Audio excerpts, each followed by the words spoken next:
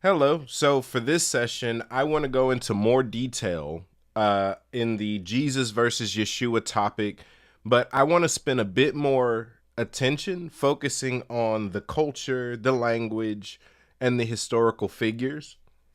Um, Rather than the mystical aspects, I'll be dedicating another part to dealing with more so the divinity and the mysticism associated with this figure. Um, So this is more of a scholarly approach to just understanding the languages. Now, I'll be very transparent up front and say that Greek is not my strong suit. But when it comes to Hebrew and English, English is my native language. Hebrew I've been studying for years, so I'm very familiar with Hebrew. I do recognize that something is off just from a Hebrew to English standpoint with the name Jesus versus Yeshua. Yeshua is his name. That is not his Hebrew name. That's not his Aramaic name. When he walked the planet, that was his name. That is his name. The others are translations, and nothing inherently is wrong with translations. It's just that I can recognize from my own scholarly expertise, and other people recognize it as well, that Jesus is not a proper translation from Hebrew to English of the name Yeshua. So let's start some conversation, some dialogue about this topic itself. What are some of the flaws? What are some of the issues? If Jesus is not a proper English translation, what is? Why do we use Jesus instead of the English translations? I'm going to try my best to present the information associated to this. So let's just say even the pronunciation of Yeshua might not even be 100% correct just because of the way that the Hebrew language works. Now, Aramaic is very close in usage and style to modern Hebrew versus ancient Hebrew. Yehoshua is ancient Hebrew. Yeshua is more of a modern figure. Ancient Hebrew was not being used much at the time that he walked the planet. Aramaic was. Aramaic is much closer to ancient Hebrew. Aramaic in its own way is a dialect of Hebrew, so it's still Hebrew. So that's one aspect. We look at the Hebrew letters. To spell his name, it's Yod, Shin, Vav, Ayin.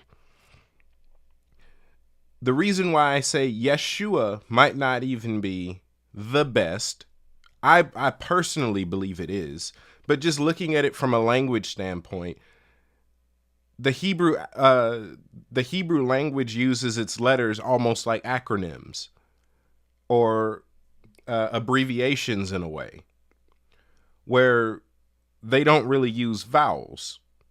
So between each of those living letters, between each of those Hebrew letters can be several vowels that just aren't represented. But let's just say, looking at it from a clean standpoint, you have Yod, Shin, Vav, Ayin, which means for it to be a proper translation, it has to hit every one of those beats without adding another consonant sound, because vowels are free game, right? If you want to say Yahshua, which is actually improper, because that's more so an attempt to make Yeshua associate with Yahweh, and that's a separate topic, but no. But no vowels are there. You can say Yeshua, Yoshua, right? Doesn't matter. All too much. I'm not going to fight over the English alphabet that we use to fill in the blanks in Hebrew all too much. But the important part is Yod, Shin, Vav, Ayin. Yod, typically a Y or an I. Shin, SH or S. Vav, either a W or a V. Ayin, a or it's silent. So there's a few ways that this can go. Yeshua is pretty good. An English translation of Yeshua is Joshua, and it still carries the beats. This is why you can translate Joshua backward into Hebrew without adding to or taking away from the original Hebrew writing of it. You don't lose Yod Shin Vav Ayin in the name Joshua. All the pieces are still there.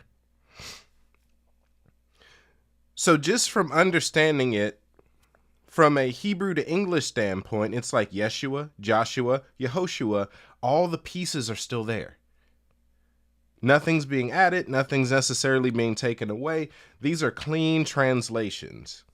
Well, when we get to Jesus, it's like, wait a minute, something's off here. Because where do we get this extra S from? Well, the extra S comes from Iesus, which is the Greek.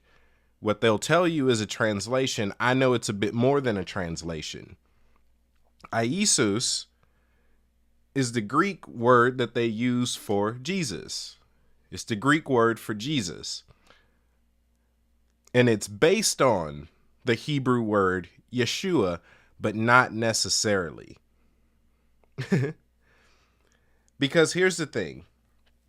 Jesus does not translate backwards into Hebrew to be Yod Shin Vav Ayin, which means that the meaning of it got changed in between. So if Jesus was an authentic English translation, it would be the same when you translate it backwards into Hebrew, yet it's not. Also, there wouldn't be two translations. There wouldn't be two English translations of the same name. There wouldn't be Joshua or Jesus. That's not real, right? So something's up, something's off. They both can't be, but Joshua very clearly is a English translation. So what is Iesus? What is Jesus? Jesus is an amalgamation of taking Yeshua and mixing it with Zeus. And here's the way that I uncovered it. Like I said, Greek isn't my strongest point. So I'll reserve the right to butcher the Greek language, right? Let's just say I'm gonna be wrong. Well, something is still off because the English should still be the same if it's a pure translation. The meaning and the name should not change if it is simply being translated. If I take it from Hebrew to English, I get Joshua. If I take it from Iesos, which is supposed to be just the Greek translation of Yeshua, and translate that into English, well, why is it Jesus instead of Joshua? They should both be Joshua. Something's off. So when we look at the name Jesus, I backwards translated it myself. Like I said, I'm very familiar with the Hebrew language. I'm very familiar with Aramaic. You backwards translate it, you don't get Yod Shin Vav Ayin. What you get instead is Yod Shin Shin, which is different, which means the essence of the name, the meaning of the name is changed. The Hebrew language has a lot to do with onomatopoeia. They typically use the picture to give you a sound that carries the same essence of what they're trying to portray. For example, what's known as the Tetragrammaton, Yod He Vav He. Most people will pronounce it Yahweh. Some people say Jehovah. In my case, I believe the proper translation of it is just the sound of us breathing, just because I understand what's being presented here. You have an inhale and an exhale. That is the pronunciation, the giver of breath, the breath in our lungs, the life in a way. You even look at it in the echo chamber format. It's a tornado. It's a vortex. It's even shaped like a tornado and a vortex. In every area of the name, visually and phonically, you're getting something related to the wind, something related to air and or breathing. You do the same thing with let's just say, Yod Shin Shin, right? You sound it out just as it is. You get Yush, Zhush, you get Zeus. By translating Jesus, skip Greek. Like I said, I'm not the best at Greek. So I used what I know, Hebrew and English. I translate Jesus, which is supposed to be English, back into Hebrew, and it doesn't translate again into Yeshua. You don't get the same pieces. You don't get Yod Shin Vav Ayin. You get Yod Shin Shin, which in itself is Zeus. So some believe that the name Jesus means Hail Zeus. Some think it means Praise Zeus. Some think it means Son of Zeus. I know for certain it means Zeus, simply because of what the Hebrew revealed when I backwards translated it. Also, the suffix sus is very suspect. There's many instances, it's very common in the Greek culture, from the little bit that I know about it, for specifically masculine names to end with sus or sous, and that's more of a cultural thing, more so to give reverence in a sense to Zeus. Not always does it translate to it, but that's where it comes from. For example, you take the name Dionysus. Dionysus translates into son of Zeus. You take the name Tarsus. It translates into sweat of Zeus. Well, you look at Jesus and you're like, okay, which Zeus is this? From what I can see, it just means Zeus, which is why I call it more of an amalgamation than a translation. It's a fusion. It's Yeshua as Zeus in a way, or Zeus as Yeshua. It's kind of what I get when I'm really looking at Iesus, which then becomes Jesus. So what do I think would be a good Greek translation? You know, just me thinking.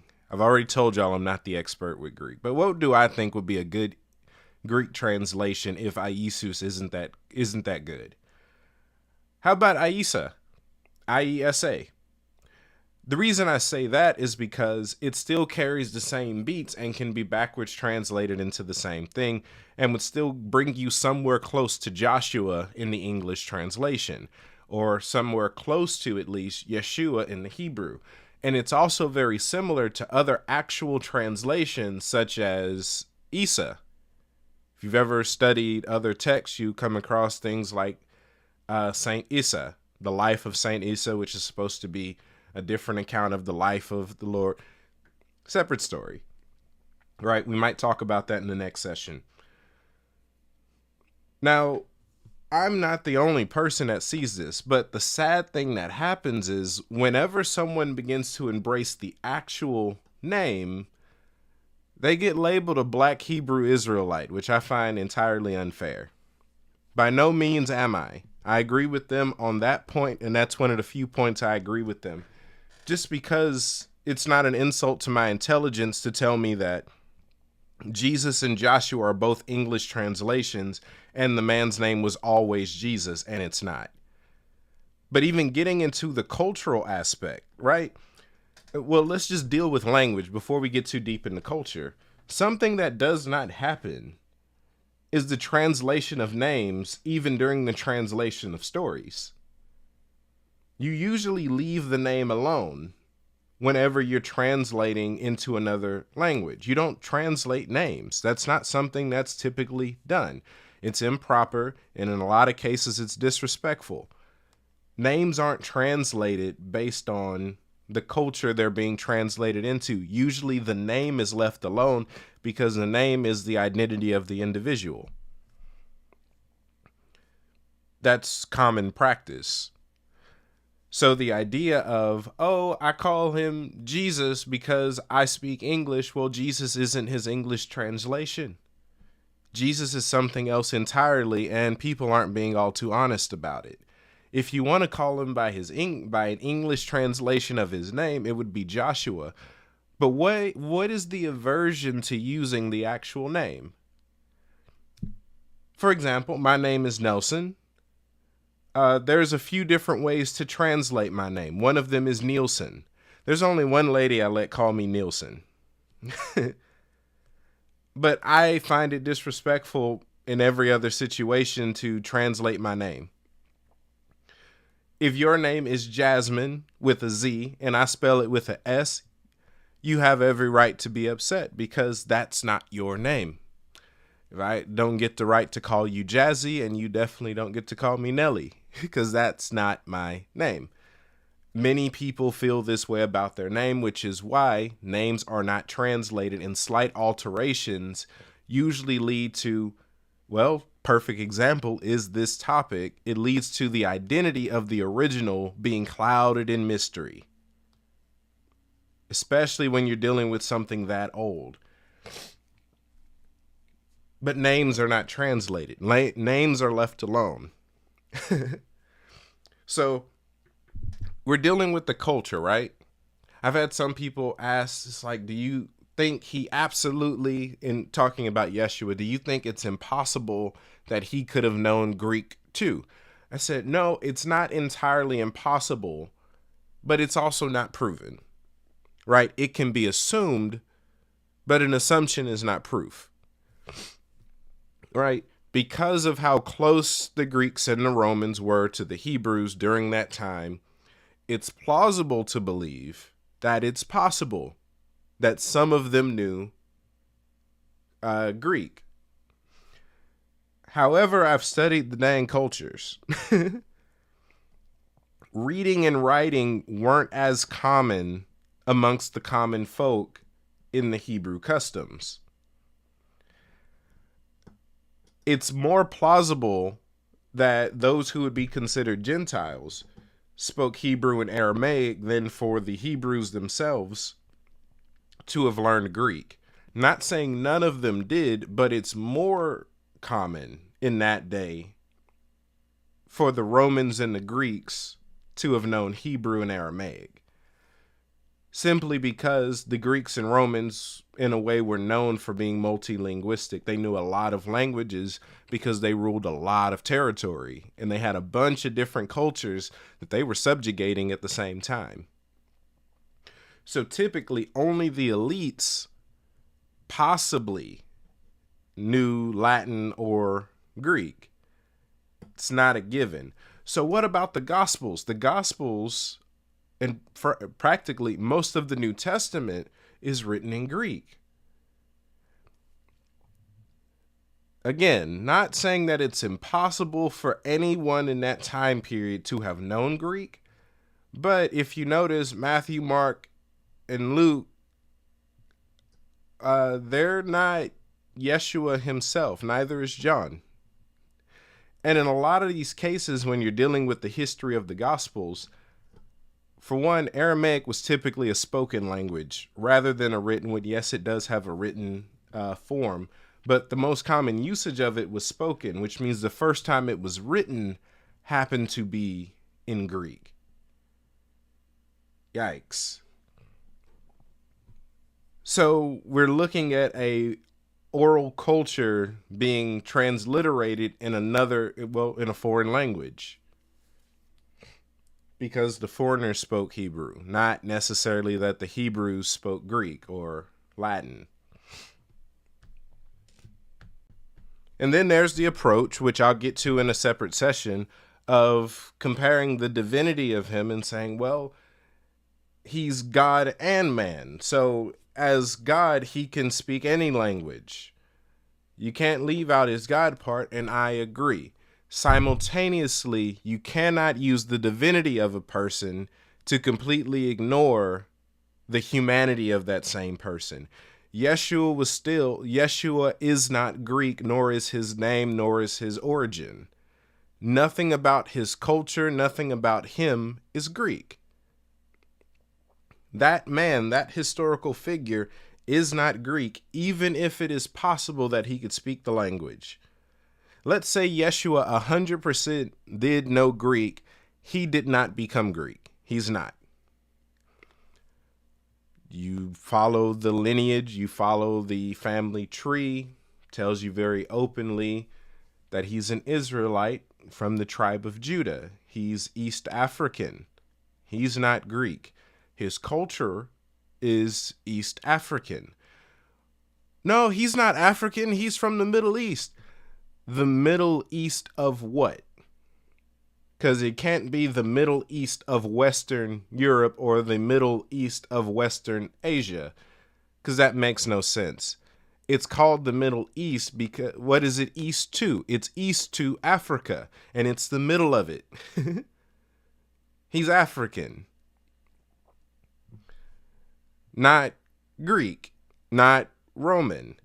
Yes, the Greeks and the Roman had a lot to do with the formation of Christianity, and y'all actually get really close to noticing their inclusion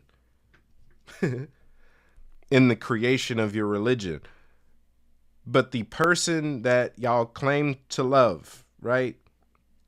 He's an African, an East African tribe of Judah, from Judah, right? He's not Greek, even if he has the ability to speak it, which I believe is possible. That doesn't make him Greek. For example, many of you may not know this, but I'm black. African, native.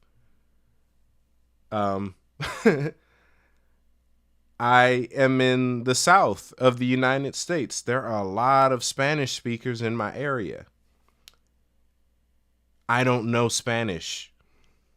Can it be assumed if you were looking at my life some time ago in the past or in the future, and you're looking at me and going, it's possible that he would have known it. He was in an area heavily populated by Spanish speakers. It's likely that he knew it. Well, I'm telling you directly that I don't. Where it's like, well, that's you. Jesus was fully man and fully God. Well, so are you, because that's what he said about you. He said that you are man and God. It's his words that say, don't you know that ye are gods? So in the same way that I know I'm God, that doesn't mean that I'm not also human and that I don't have truths about my cultural and linguistic identity. Me being God in no way erased my humanity. If anything, it emphasized it. So in his situation, no, him being God, him being divine, in no way erases his cultural identity, nor his cultural standing. That's more so a bias. The bias that says that what I got first is what I'm going to stick with. Most of us were introduced to the name Jesus. Most of us have testimonies associated to us crying out to Jesus, praying in Jesus' name. Though incorrectly, we did it. We begged. We prayed. We were in church our whole lives. The only name we know, if we know nothing else, is Jesus. So the idea that that name could be wrong or could be tampered with is more of the issue rather than the truth that it was. This is the same topic that arises when dealing with the scriptures. Anyone who's read the 66 books of the Bible and have read anything else or have read history or any of that stuff, you know for certain that the scriptures are tampered with. You know they're not flawless. Many people still treat them as if they are, because that's a religious choice to make. That's more of a religious standing rather than, let's just say, a stance based in truth and truth alone. It's a bias, right? I like the name Jesus and I want to continue to use it. And I don't like the idea. I don't like the fact that you just told me that there was something wrong with it. The problem must be you. You know that scholars of all different backgrounds for forever have been saying that Jesus isn't his real name. They've been saying Yeshua is his name before the Black Hebrew Israelites existed. And honestly, it's connected to much, much more. And this might not be the session to talk about, let's just say, educational bias. That'll be another session to look out for. Probably might be a standalone session. So I want to read to you some quotes. So we have Professor J.C.J. Medford. In the 1611 King James New Testament, the name Yeshua appeared originally wherever the Messiah was spoken of. Yehoshua, which is one of the other, you remember, ancient Hebrew, means salvation. Later, the Messiah's name was replaced with Iesus, Greek. Later in the 1600s, it became Jesus, starting with the New English letter J, which was introduced at that time. Further, the Greek Iesous comes from the name Zeus, the ruling god of the Greek pantheon. Ooh, my bad. That was Dr. Henry Clifford Kinley, 1931. Sorry, the other part. It is known, this is the actual quote by Professor J.C.J. Medford.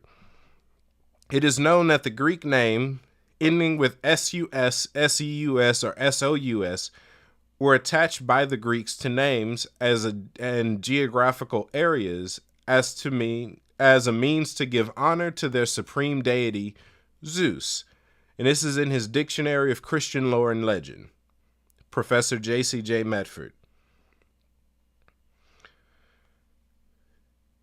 Some authorities who have spent their entire lives studying the origins of names believe that Jesus actually means Hail Zeus, for Iesous in Greek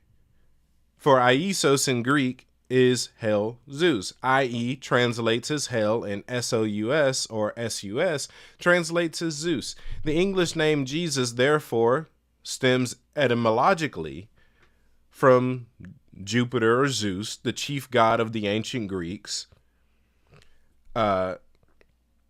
Yeshua or Jesus, and this comes from 1996 by Les Aaron Gosling.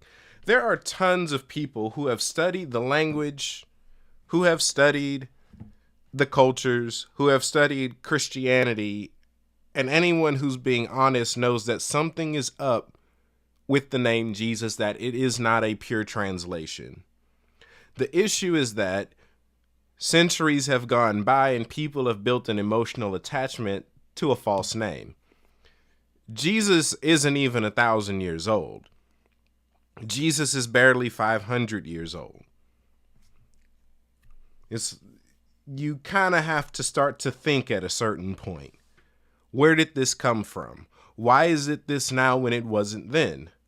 Why is it, where did that come from? Okay, why are we using a Greek name with an overemphasis on the Greek for someone that's Hebrew? Why aren't we using the Hebrew, which is that person's actual culture? You know, I live in Texas. I'm used to seeing Spanish things in my region because the settlers that came here were Spanish. That's actually one of the ways that you could know who won the war in the region. The names of the geographical locations and the common language of the people. You know where the French were because you see a lot of French words and you have a lot of French speakers. We speak English because the English conquered our ancestors. That's a very simple thing. Just to give a better emphasis, right? I just want to say this one more time. Yeshua is Hebrew. He's an Israelite from the tribe of Judah. He's East African.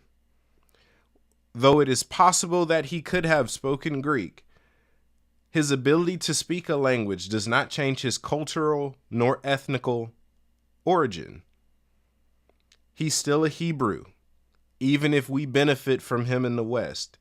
He doesn't become Greek because we like the things that we got from the Greek. That's not really how that works. So that's it for this session. I don't want to beat a dead horse. Please, let's keep the conversation going. And for those of you saying, I must not have read this verse, that verse, I'll have you know, I've read more scriptures than your favorite pastor. Mind you, I will never receive criticism from someone that actually has accolades. It'll be someone else who has done minor research.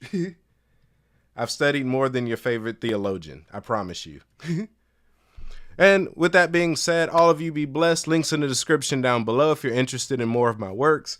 13-week mentorship coming up in a few days. For all interested, sign up schooloftheempire.com, Patreon. Everything else, links in the description down below. Y'all be blessed. Later.